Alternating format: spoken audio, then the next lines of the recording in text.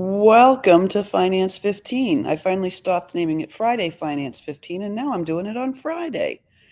But here's the question for this week, and I'm guessing everybody that's watching this has come up against this at least once this week, whether it's in business or your personal life. But it's when it's hard to say no, and how to say no in a way that's not offensive and not going to damage relationships, because we really need to, as business owners, and I am speaking specifically to the entrepreneurs and the coaches in this group, be able to set and hold our boundaries and remember that that's not selfish. So let me back up. Remember maybe that is selfish, but that it's selfish with a real cause. As a business owner, you've got a set of objectives. You've got a set of things you're trying to do for all of your clients.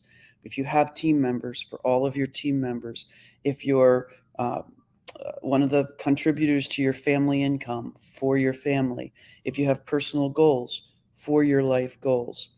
And when we come up against this, and this is something, the reason I'm raising it is it's happened to a couple of clients that I've worked with this week. And they've had issues with saying no to some things that employees or clients are demanding of them.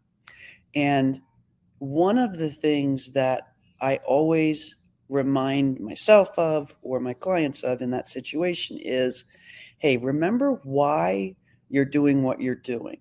So, number one, remember why you're doing what you're doing. And by that, I mean, when somebody challenges us or asks us to do something we either, one, really don't want to do, two, may cause resentment to grow if we do it, or three, doesn't really fit into our business model or our contracts. I don't mean written contract, but whatever they're expecting of us. Learning to say no to those things in a way that serves both you and whoever's asking really only heightens your it's not power is not the right word. It heightens your strength and confidence in yourself. Your ability to say what I offer here is of value, what I'm doing is of value, and I need to make sure that I protect that for all the people I'm trying to serve. So, for example, you go out of your way for a client to do something, and this is actually for an employee to do something. This is actually an example from one of my clients, and you know that they're in financial trouble. So you make a particular exception for them that pays them a little more than you ordinarily pay them. And this is a real life example than you ordinarily would pay, or that would be sustainably profitable for your business because you care and you want to help them. And you feel like, well, I've got the money, I should share it. And I don't actually believe that's true. But a lot of us go through those sorts of thoughts in our head at different points in times. And it has to do with all of these old money stories about guilt, shame, embarrassment, about having enough money or having money at any point in time. And that's a whole nother lecture, is what money really is in a business. You don't actually have it, but that's another story. But anyway, let's say you make an exception for an employee and you give them an extra, I don't know, $750 a month for 2 months because you know they are in trouble financially for some reason. 5 times out of 10, I won't say 9 times out of 10, but 5 times out of 10, that will likely go south on you, because when you stop, which you do need to do for the sake of your business, because in your business you determined how much you can pay people for what they do to contribute to your business, there is very likely to be resentment or expectation or entitlement on part of the person that you did that for. And I know we always think going in that that person we chose to do that for would never do that. But the facts are, and this is with tons of years of experience with multiple clients and things that I've done myself, 5 times out of 10, probably truthfully 8 times out of 10, it's going to go badly for you. So you need to be able to say no, even if you've opened a gate that implies you're going to say yes. So you've given this employee an extra few dollars for the last 2 months, and now you've got to put a stop to it. And they're like, hey, why isn't that in my paycheck? And the answer is very simple. You have to be transparent, and you have to be honest, and you have to point to the fact that was something you were doing as an exception. And sometimes that'll go over well and sometimes it won't. But as the protector and defender of your own values, your own wealth, your own other employees, your own clients, you've got a responsibility as a business owner to stand up and say, hey, I made an exception for a couple of months because we really care about you, but that was only for a couple of months. It's not as sustainable in this business model. And as hard as that sounds, what I want you to do is think about how you will feel once that conversation's already been had.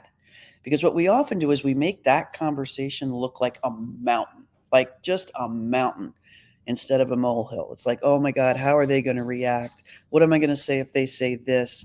How am I even going to bring it up? How do I deal with this situation and change it without them getting mad at me? You have to let go of all that.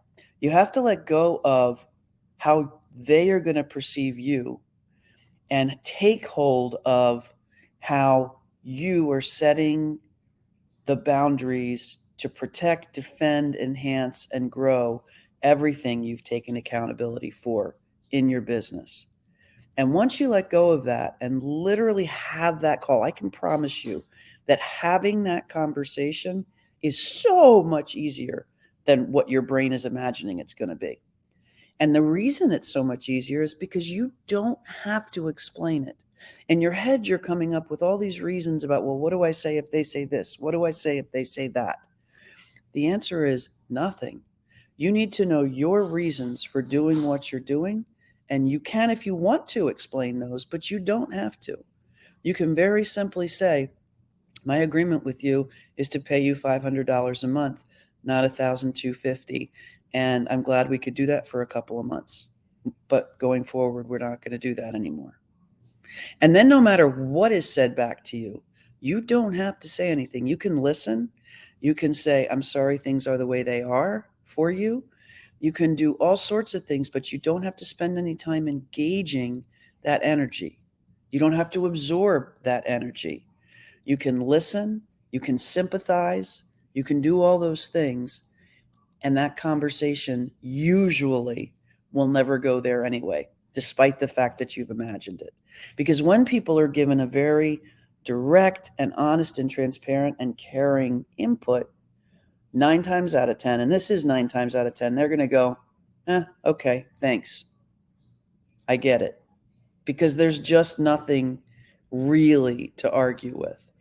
And then what you've done, what you need to do immediately after doing something like that, in my opinion, and again, from my experience, is reset yourself to understand how you got into that position. So if there was anything I've done that led us to the point where there was this potential misunderstanding, what could I do differently next time? How can I care for somebody without having them begin and set an expectation of entitlement?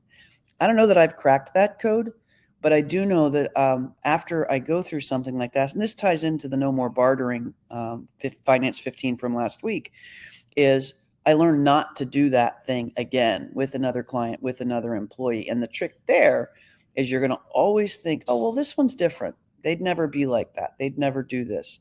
The bottom line is when people are scared, when people are dealing with issues of their own, when people are wrapped up in things that we truly can't help them with, they're scared and they're coming from a place of fear, and they will grab onto anything they can. They're not meaning to lash out at you. They're not meaning to hurt you. They're not even meaning to be offended by what you're doing.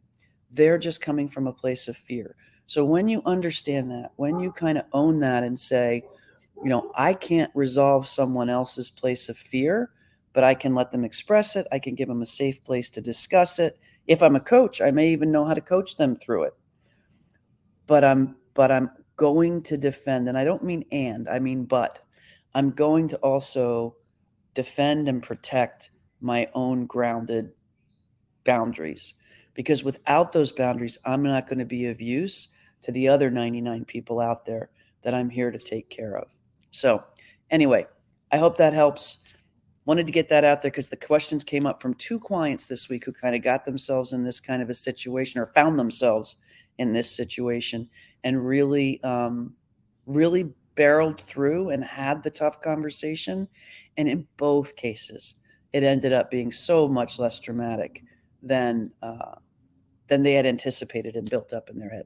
So anyway, kind of a little bit off the beaten path from finances, except that a lot of these conversations have to do with money when they have to happen, especially in our businesses. So hope that helps. Hope you guys have a fantastic weekend. If you're in one of these situations, or if you want to just kind of generically talk about a situation like this that's happened to you, drop a comment down below. I'll hook up with you. We'll have a conversation about it. Would love to hear. I think this is something every single business owner has run into. I have run into it. I continue to run into it sometimes. And every time I always build it up to be bigger in my head than what it really is, because once you own that place that you're coming from, that business you're trying to build, the people you're trying to have a positive impact on, you you really recognize that just having that conversation and getting on the other side of it, what the relief is going to be like for you. It's so much more productive to live outside of any resentments or things like that hanging over your head. Similar to understanding your finances, knowing where your money is. When that gray cloud's not hanging over your head anymore, that freedom is just amazing. So, hope you get past some of those today. Hope it's a Friday to take care of clearing some of that stuff for you and walk into the weekend with a fantastic outlook. And I will see you all next week. Take care.